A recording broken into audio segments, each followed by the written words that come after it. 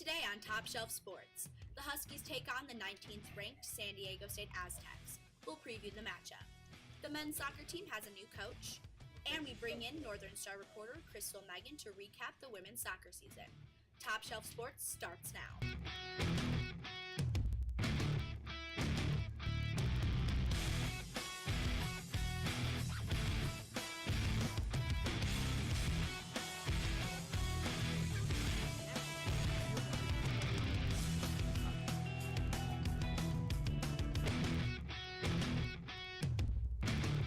Welcome to our first edition of Top Shelf Sports for the semester. I'm Nicole Ryan. And I'm Austin Hanson. We have a pretty big show in store for you all, with a variety of NIU and nationwide sports coverage. But let's kick it off with some Husky football. The football team faces a big test this weekend when they take on the 19th ranked San Diego State Aztecs on Saturday. The Huskies are looking to keep their momentum from their big win against Nebraska Huskies 2 weeks ago, despite coming off their bye week. The Husky defense has been dominant so far this season, allowing just 50 points through 3 games on the year. Defense has also scored on 2 interceptions this season, with a total of 6 picks. Sophomore Daniel Santacanarita will be starting quarterback for the 3rd straight game and is 3-0 as the Husky starter in his career. Game time is set in San Diego for 9:30 p.m. Central Time. Our sports reporter Scott Nickel met up with running back Jordan Huff during the bye week to discuss the Huskies' season thus far, and also discuss this weekend's game against number 19 San Diego State. Thanks, guys. I'm here with NIU running back Jordan Huff, who's coming off of a 16-carry, 102-yard performance, including the game-winning touchdown. Jordan, while you're on a roll like that running the ball, are you going back to the huddle asking to be fed it more? Or? Yeah, there's always that sense of you want the ball more and try to want to take the game over and just help lead your team to a victory. So definitely I ask for the ball more at times, but take the plays that I'm given and do the most with it I can. What's the feeling like when you're in the huddle and Daniel Santacanarita calls the victory formation in front of 90,000 Nebraska fans?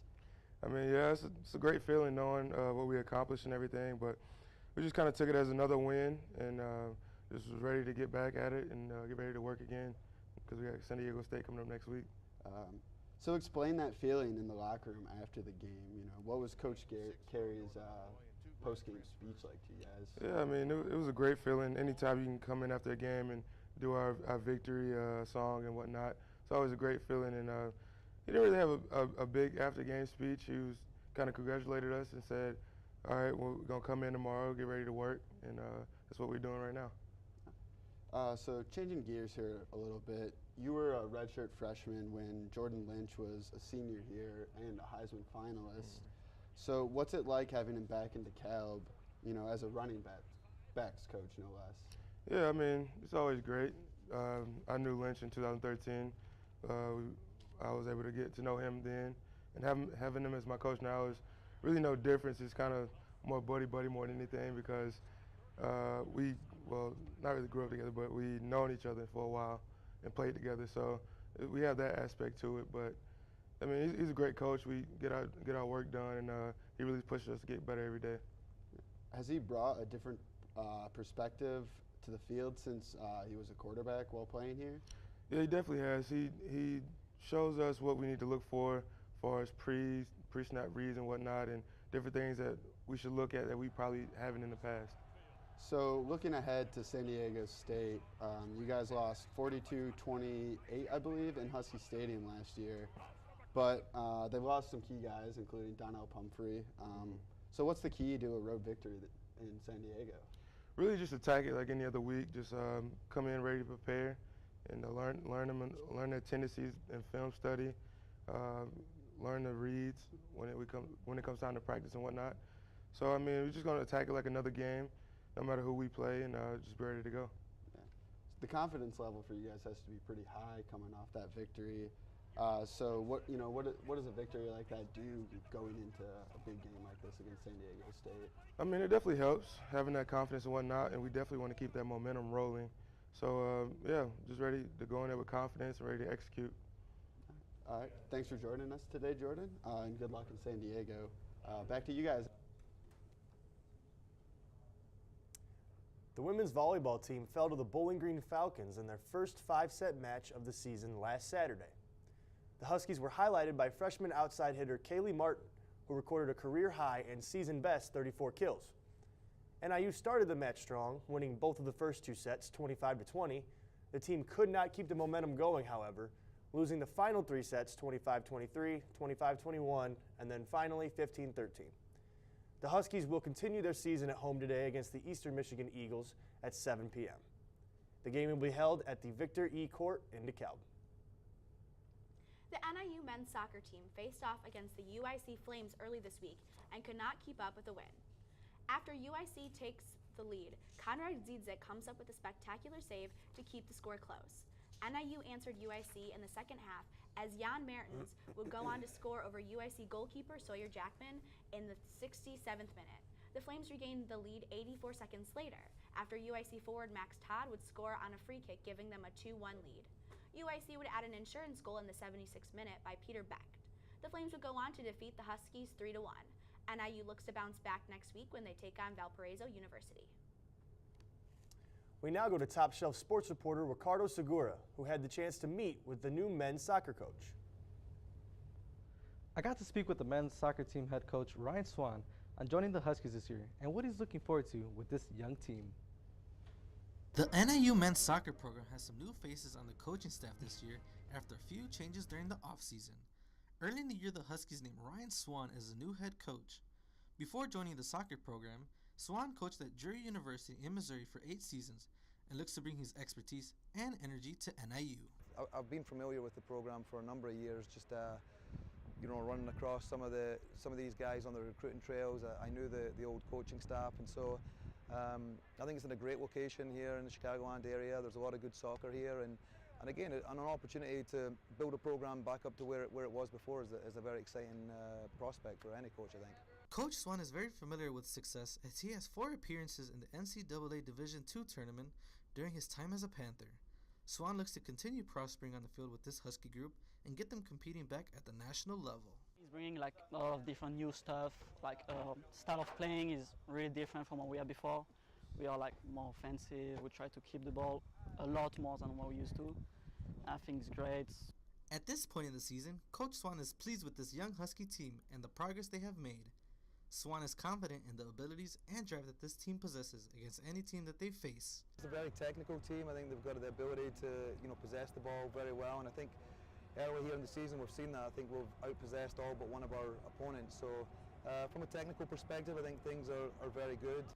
As the Huskies prepare for conference play in about 2 weeks against West Virginia, Swann looks to continue advancing with the help of the team's accountability and leadership. For NTC News, I'm Ricardo Segura. 1, 2, 3, go! Go, boys. The NIU soccer team will be hosting Valparaiso University next week Tuesday as they continue to prepare for conference play. Back to you guys at the desk. Thanks, Ricardo. Women's soccer looks to continue its hot start to MAC play this weekend when they take on the University of Toledo Rockets at 6 p.m. NIU has 7 wins, 13 losses, and 2 draws against the Rockets all time, but are 1-2 in its last 3 matches with the visitors from Ohio.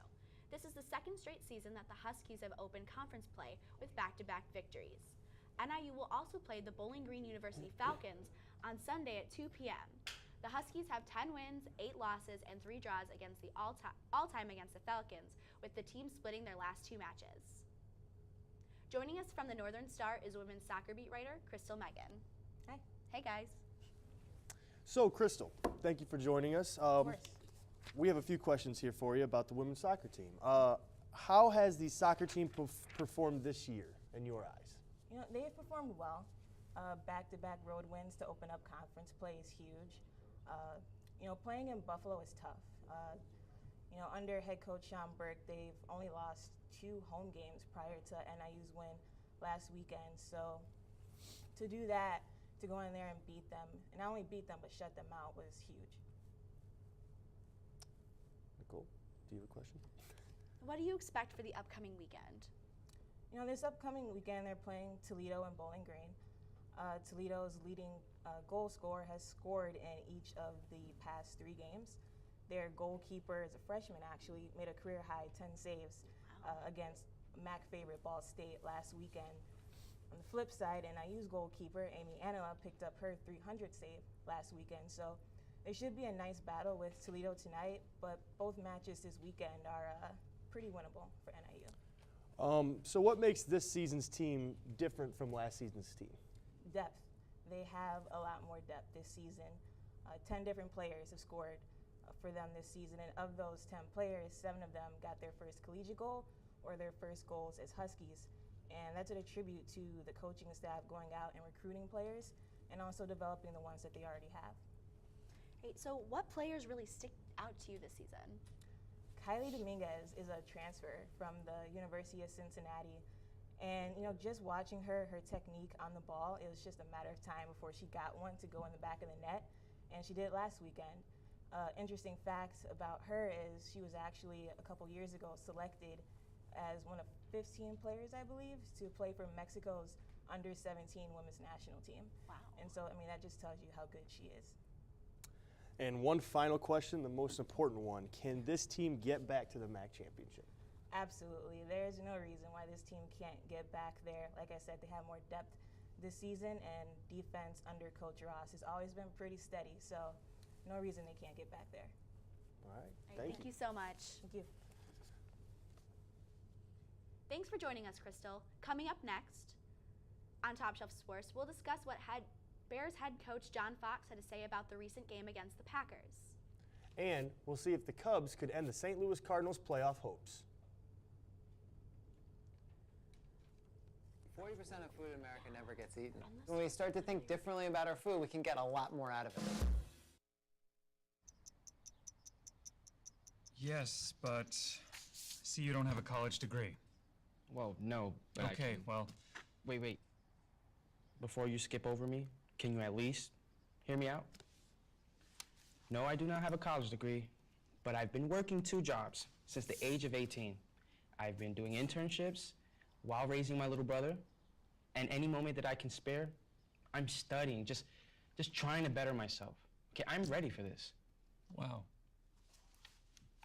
I'd love to hear more. Look beyond the resume and discover new ways to develop great talent at gradsoflife.org. After 15 years of smoking, Eva Marie quit. There's a new lung cancer screening that could save her life. You stopped smoking. Now start screening. Learn more at savedbythescan.org. You made your house a reality. Homeschooling your cell phone loans, color-coding listings, and flushing every toilet in a 20-mile radius. If you can ace house hunting, you can do it for retirement. Get on track with tips at aceyourretirement.org.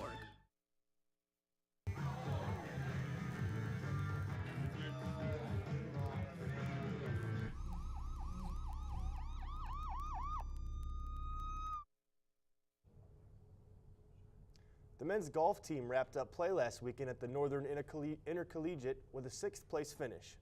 NIU junior Thomas DeMarco finished 8th place overall and shot 4 under par for the tournament.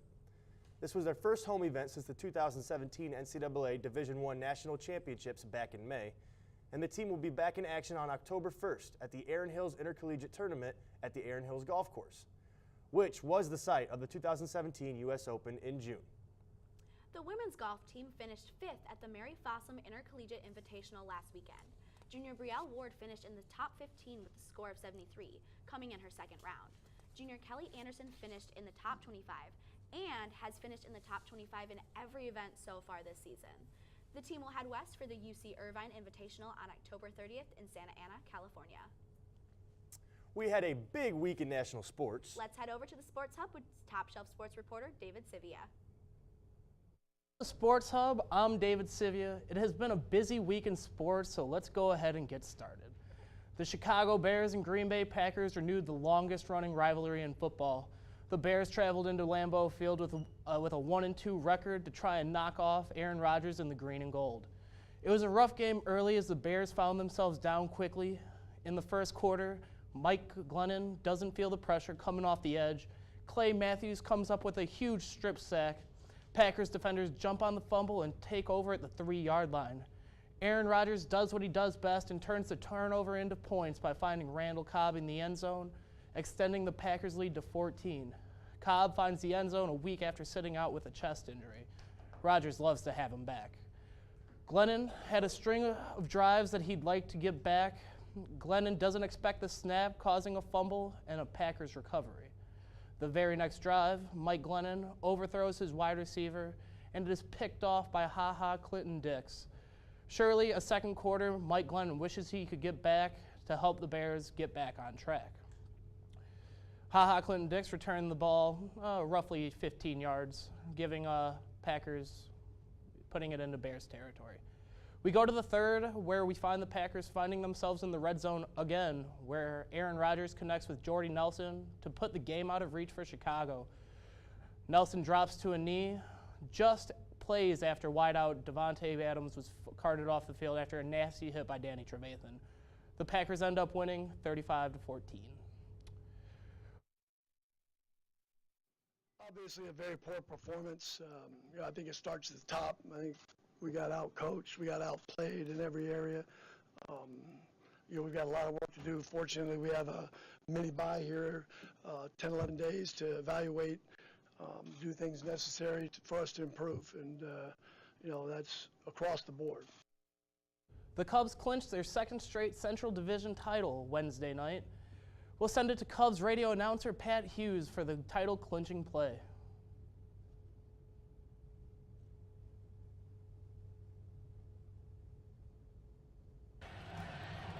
And the Cubs are headed to the postseason, it would appear, in just a moment. Fly ball to deep center field.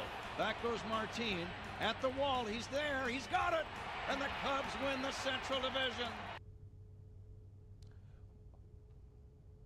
We'll hear from Cubs manager Joe Madden after the big win. And part about our group I've always loved is the authenticity. I think authenticity plays every day of the week, everywhere you go, and I really believe we have an authentic group.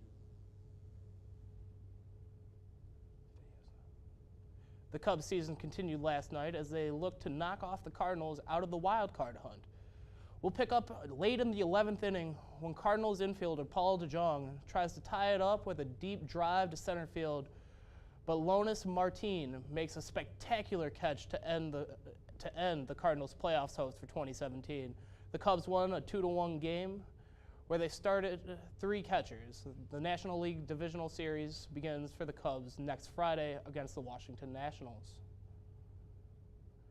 We move to the south side where the White Sox are wrapping up their series with the Los Angeles Angels. We start in the 5th inning where Yolmer Sanchez drives in Reimer Liriano and Adam Engel to cut the Angels' lead down to 1. Sanchez now has 58 RBIs on the season. From there, we go to the 8th inning where Rob Brantley puts a charge into the ball, sending it deep over the wall to tie the game at 4. This was Brantley's first home run of the season and 6th of his career. Later in the inning, Reimer Liriano added again, finding the gap in the left side of the infield, driving home shortstop Tim Anderson from first to give the Sox the first lead of the ball game, and they wouldn't look back from there. We go on to the 9th with Juan Minaya on the mound. Minaya goes 3 up, 3 down for the to close out the game. This was Manaya's 8th save of the season. The win gives the Sox 68 on the season. The Angels have dropped 9 of their last 11 and are out of wildcard contention. Earlier this week, 12-time All-Star and 3-time NBA champion Dwayne Wade was officially waived by the Chicago Bulls. The 35-year-old shooting guard signed a 1-year, $2.3 million deal with the Cleveland Cavaliers. Wade will reunite with his former Miami Heat teammate LeBron James. During their 4 seasons together in Miami, the superstar duo went to 4 straight NBA Finals appearances, winning 2 championships in back-to-back seasons. It's been 3 seasons since they've played together, but the Cavs are early season favorites to reach the NBA Finals this year. LeBron James is surely happy to get Dwayne Wade back. Now we go to the Blackhawks, who traveled to the Little Caesars Arena in Detroit to take on the Red Wings in the original 6th preseason action. Picking things up in the second period, Detroit gets on the board with the first redirect goal from Michael Rasmussen. With the Hawks down 1, Artem Anisimov goes between the legs of the defender, but it was not able to score. A nice nifty play there.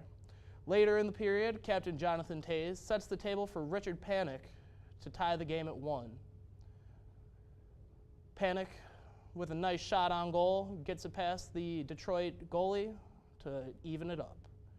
2 minutes later, the Red Wings answer with a goal from Libras Zulak to give Detroit the lead.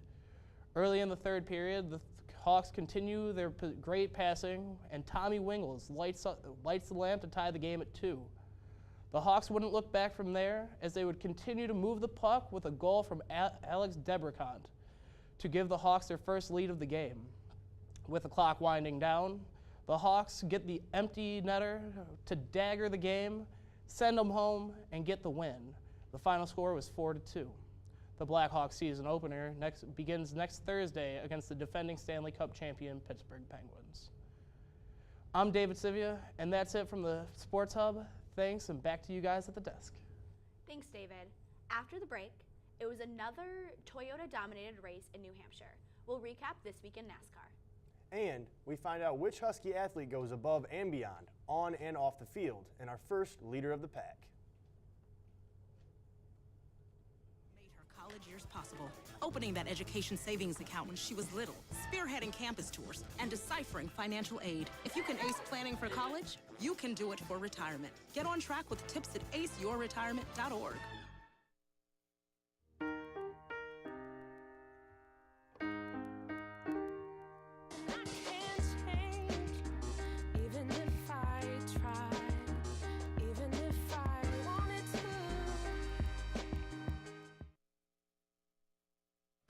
It takes less than 1 minute to find out if you may have prediabetes, and you can do it here.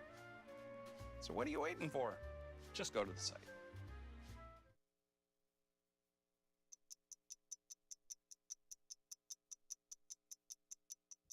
My parents weren't fluent in English, so in school I had to be independent and take initiative, and that's how I handle every project I get.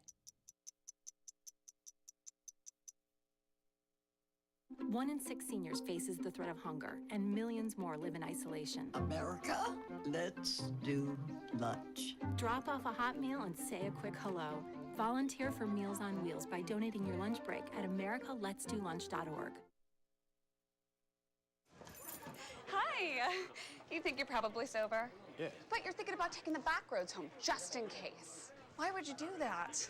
Probably okay isn't okay. Call a cab, a car, or a friend. Good choice. Welcome back to the final part of the show. NASCAR is back in action. And our very own Brandon Morocco has the latest on the upcoming season. Thanks, guys. Last weekend, NASCAR headed to New Hampshire for the second race of NASCAR's playoffs. Loudon has been a track dominated by Toyota the last 4 races. This Sunday was more of the same. So let's head to the track and see what happened. Kyle Busch led the field to green and was pulling away from Martin Truex Jr. He was able to reel him in, though, and take the lead. Truex went on to win Stage 1 for his 19th Stage win of the season. On the last lap of Stage 2, Kevin Harvick got into Austin Dillon and spun, taking out Kurt Busch as well. Truex was involved in the crash and sustained some damage. Kyle Busch somehow scraped by through the smoke and won Stage 2. Busch pulled away in Stage 3, holding off Larson, Kenseth, and even Truex, who had fought his way back from the damage. In the end, no one ended up getting around Busch, and he took home the win. Busch advanced to the next round with that win. Also advancing to the next round are Kyle Larson and Brad Keselowski based on the points.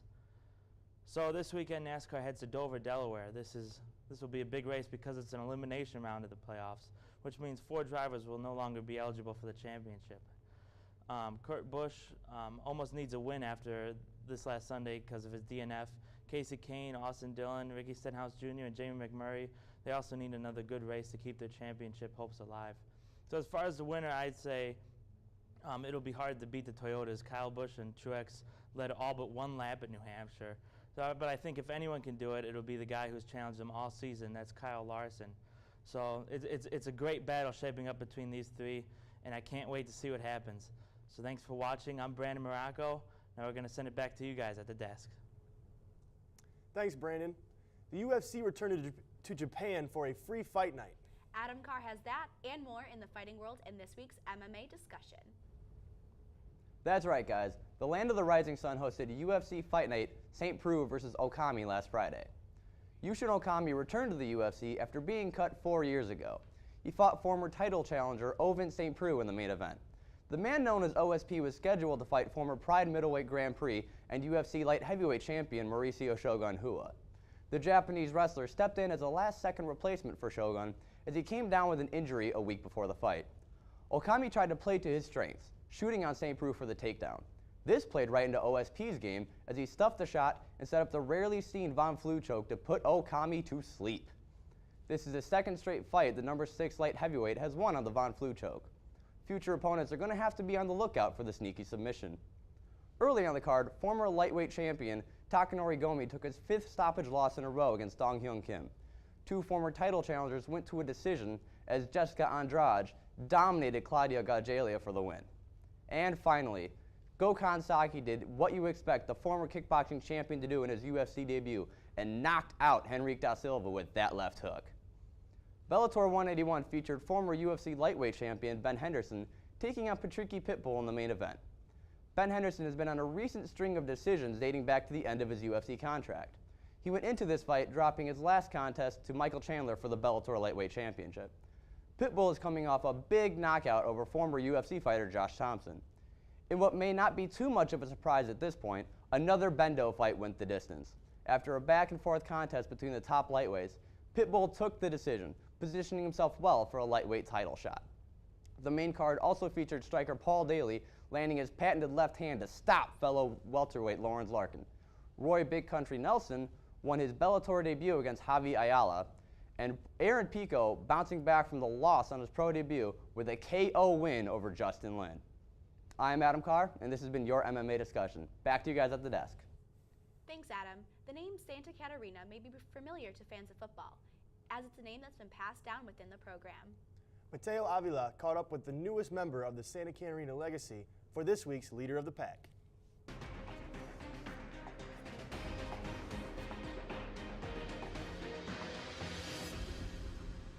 NIU quarterback Daniel Santa Catarina's Husky blood runs deep, and he has grown as a leader because of it.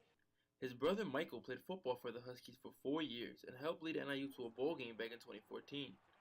Daniel watched his brother closely and has used him as a mentor and an inspiration. My brother, I looked up to him my whole life. I remember at like dinner, he would order something and I would always want to order the same thing he did. And that was, the same thing was true for sports, you know, anything he did I wanted to do.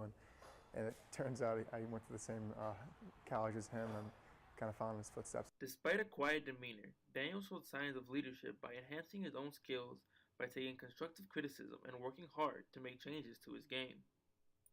A lot of kids are loud and are always talking. A lot of kids are quiet. He's very quiet. But then every time you say you did this, correct it and do this, he applied the teaching and wanted the right information, which told me all I had to know about him. The quarterback position has been a highly contested one across the board, but Daniel hasn't let that get in the way of his team's success. In fact, he says the relationship is different from what the average fan may believe. It's probably weird for people outside of the relationship to understand with the quarterbacks, but it's not like you would think. That's one of my best friends, and no matter who's on the field, we are really supportive of each other and help each other. In just his second eligible season, Daniel is now starting for the Huskies and has led NIU to some huge wins so far this season, including a win against Big Ten opponent Nebraska. Daniel's hard work ethic, along with his selflessness towards his teammates, leaves him as this week's Leader of the Pack. For NTC News, I'm Mateo Avila. I thought that it was the same thing. Mateo got a chance to sit down with NIU Husky quarterback Daniel Santa Catarina earlier this week to talk about his progression and the team's impressive start to the season. Mateo? Thanks, guys. So like most freshmen, Daniel was redshirted his first year here to get better acclimated to college. So Daniel, going from a redshirt to now the starting quarterback, what are your thoughts about where you've gotten now? It's been a long 2 years. The redshirt process, that's for sure. Like you said, most people go through. It's tough. It's you go in, you want to play, obviously, like everybody, and it's a tough year to get acclimated, but you need it. You know, you got you come in and you basically got your high school body still, and you got to get acclimated to the D1 to the level of play. So it's a good year to take for sure.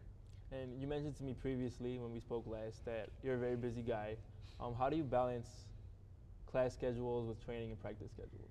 It's really hard. You just get it done though. You know, like today I had a couple tests today, and I have one tomorrow, and I have a project due Monday, and I have to play the game Saturday. And then I was kind of feeling sorry for myself, and I was like, come on, you know, I just gotta fight through it, and there's no whining, you know. So you just gotta.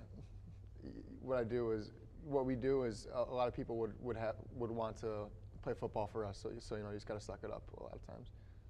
And you guys are coming off a big win against Nebraska. What were your expectations going into that game as the underdog? We honestly didn't think we were an underdog. Maybe other people did. We didn't, and we respected Nebraska a ton, but we didn't. We thought we were the better team, and that's how we go in almost every game. So we do it going every game thinking that. If you're not thinking that, then you're gonna get beat. And like you said, you respected Nebraska. You have another respectable opponent coming this weekend with 19 ranked San Diego State. What are you guys looking to do to carry the momentum from the Nebraska win into this weekend? Just take care of our business. Just same approach as always. Just execute the game plan, and hopefully just win the game just by listening to our coaches and doing what they tell us and not trying to do too much. And so like we said, you were redshirted. Now that you're the starting quarterback, do you have any words of inspiration to football hopefuls looking to make the leap to D1 football? Just keep doing what you do. You know, it's a long process, and just have fun. Really, it's just a sport at the end of the day. So just have fun with it and see where it takes you. Well, Daniel, I want to thank you for joining us, and let's send it back to you guys at the desk. It's time for our favorite segments of the show. We toss it over to Kobe Price for insight on fantasy football and some of the best in-game action throughout the week. Thanks, guys. With week 4 of the NFL season approaching, it's time to take a look at our 3 sleeper picks for fantasy football. The quarterback to be on the lookout for is the Houston Texans' Deshaun Watson. After having a great showing against the defending Super Bowl champion New England Patriots in week 3, Watson will be going against the Tennessee Titans and their suspect pass defense. Expect to see big numbers from Watson this weekend. Now, a running back looking to have a great week is Leonard Fournette of the Jacksonville Jaguars. Although he hasn't made a lot of noise in fantasy football world so far, fans ought to expect Fournette to have his breakout game this season against the Jets, who have an abysmal rush defense. And the wide receiver that's looking to tear it up this week is Doug Baldwin. Even though he's nursing a groin injury, ESPN's insider Adam Schefter stated that Baldwin is expected to play against the Colts this weekend. Look for Baldwin to show out against the Colts defense that struggles against the pass. Now it's on to the top 5 plays of the week. Coming in at number 5, Los Angeles Sparks guard Chelsea Gray shows the world that she has the clutch gene. She catches the inbounds pass, goes to her left, steps back, and swoosh, earns the nickname Mamba Gray for the week and clinches the game winner of the WNBA Finals. At number 4, Odom Beckham Jr. adds another play to his legendary highlight reel. He makes the left-handed grab for the touchdown over Jalen Mills, making him just another member to be OBJ'd. At number 3, Leslie Jordan of the Cleveland Browns does his best OBJ and David Tyree impression by making the one-handed, helmet-assisted, fall-away catch against the Indianapolis Colts. From being on this Packer Scott last week to be number 3 on the top shelf plays of the week this week, things are looking up for Jordan. At number 2, Larry Fitzgerald shows that he still has plenty left in the tank. The 14-year veteran makes the improbable, spectacular catch over Orlando Scandrick and prove that he truly is a man amongst boys. And finally, the top play from the week comes from Rutgers tight end Jerome Washington. Nearly 5 years after Mark Sanchez gave us the historic butt fumble, Washington presents us with the monumentous butt catch. Now, my name is Kobe Price, and that will be it for Top Shelf Sports Top 5 Plays of the Week. Now let's send it back to the desk. That concludes our first show of the semester.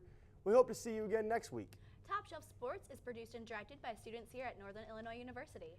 For more on Top Shelf Sports, look us up and like us on Facebook, and you can also check out our new Twitter site at @TopShelf_NIU to keep up with the latest sports content. We want to thank you all for watching, and as always, Go Huskies!